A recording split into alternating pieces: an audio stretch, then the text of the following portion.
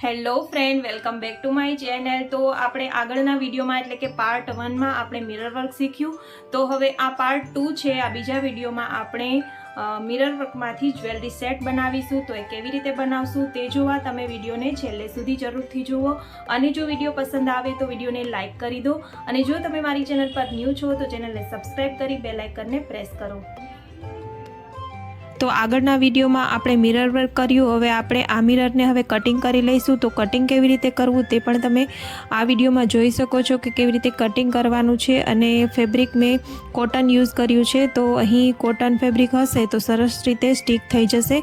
તો આ રીતે કટિંગ કરી અને ફેબ્રિક ગ્લુની મદદથી તેને પાછળનું જે કાપડ છે તેને સ્ટીક કરી દેવાનું છે।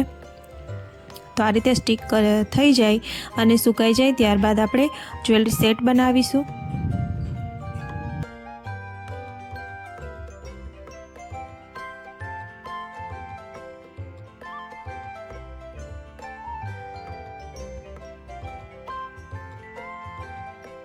તો હવે અહીં રાઉન્ડ મિરર જે મેં વર્ક કર્યું છે તેને ફરતે વ્હાઇટ કાપડ દેખાય છે। તો તેની ફરતે આપણે પિંક કલરનો થ્રેડ છે તેને સ્ટીક કરીશું। અને દોરી અહીં મેં ગૂંથીને પહેલેથી જ રાખી દીધેલી હતી। જેવી રીતે ચોટલો ગૂંથીએ તેવી રીતે દોરી ગૂંથી અને તેને ડબલ વળી કરી અને દોરીનો યુઝ કરવાનો છે। તો જો તમારે દોરી પણ ગૂંથતા શીખવું હોય તો મને કોમેન્ટમાં જણાવો, તો હું આગળના વિડીયોમાં દોરી પણ કરી અને બતાવીશ। હવે વચ્ચોવચ્ચ અહીં મોટો મિરરને સ્ટીક કરવાનો છે અને તેની બંને સાઈડ કવરી શેલ એટલે કે કોડીને સ્ટીક કરીશું। તો આ પહેલાં તો બધું સ્ટીક કરી દેવાનું છે અને જ્યારે સુકાઈ જાય ત્યારે સોય દોરા વડે તેને ટાંકી દેવાનું છે। એમ જ નથી રાખવાનું, સોય દોરાની મદદથી તેને ફિક્સ કરી દેવાનું છે। મટીરિયલની વાત કરીએ તો હું બધું મટીરિયલ શોપ પરથી જ લઉં છું। હોલસેલ શોપ હોય છે ત્યાંથી લઉં છું અને ઓનલાઈન પણ અવેલેબલ છે, તો તમે ઓનલાઈન પણ મંગાવી શકો છો।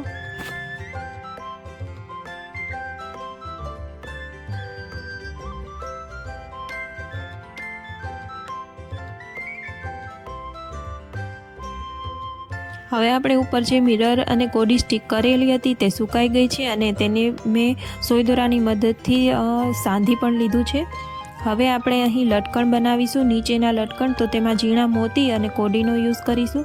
તો એ લટકણ કેવી રીતે બનાવવા તે પણ તમે વિડીયોમાં જુઓ। અને હજુ સુધી જો વિડીયોને લાઇક ન કર્યો હોય તો વિડીયોને લાઇક કરી આપો। અને જો હજુ સુધી ચેનલને સબસ્ક્રાઈબ ન કરી હોય તો ચેનલને સબસ્ક્રાઈબ કરી દો અને વિડીયોને તમારા ફ્રેન્ડ અને ફેમિલીમાં શેર જરૂરથી કરજો। આવા જ્વેલરી સેટ લગ્ન પ્રસંગમાં, હલ્દી ફંક્શનમાં ખૂબ જ સરસ લાગે છે। તો આ ખાસ હું બ્રાઇડલ માટે બનાવી રહી છું। તો આ બ્રાઇડલ હલ્દી સેટ છે અને નવરાત્રિમાં પણ પહેરી શકાય છે, ટ્રેડિશનલ પણ છે, કોડી પણ આવે છે આમાં, માટે નવરાત્રિમાં પણ ખૂબ જ સરસ લાગે છે।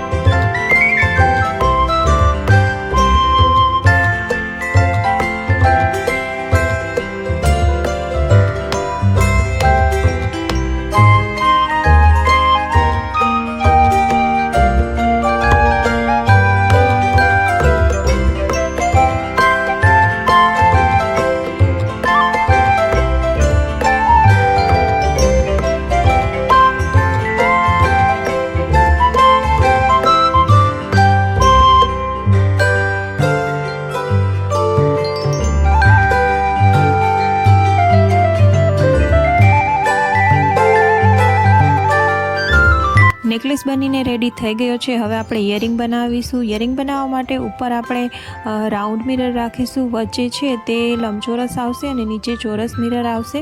તો તેને આપણે સોય દોરાના મદદથી જોઈન્ટ કરી દઈશું.